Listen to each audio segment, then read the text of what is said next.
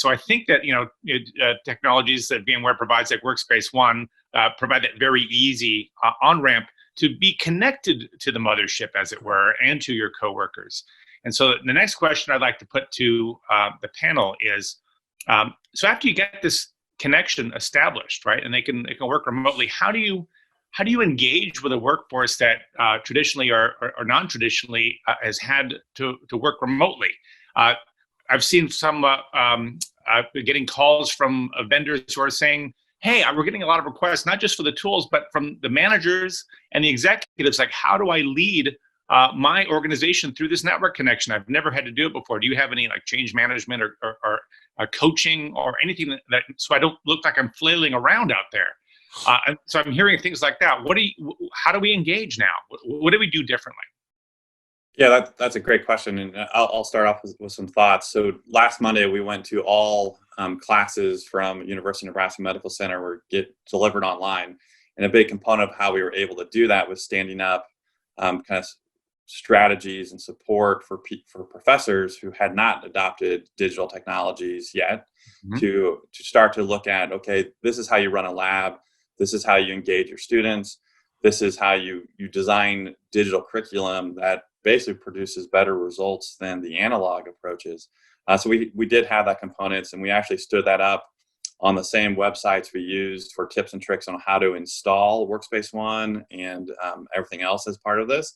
Now it's evolved to, here's strategies on how to teach a course, here's strategies on how to run a meeting, here's how you do a drive-by in a virtual community. So we're using Microsoft Teams as an application. They have a video channel, and we're using that as kind of a drive-by. So which is probably one of the most productive sessions is the water cooler. How do you do that when you're all working remote? So we're doing those from kind of a knowledge base, and then we're also trying to model best practices through our project management office and things like that.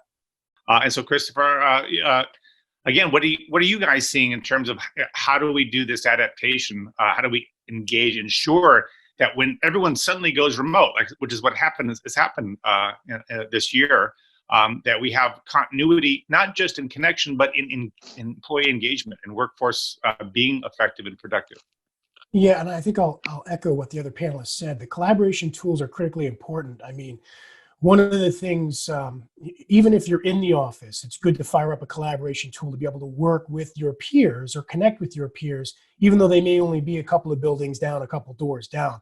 I think that starts to change the culture of the organization to be much more comfortable with the collaboration tools that are available.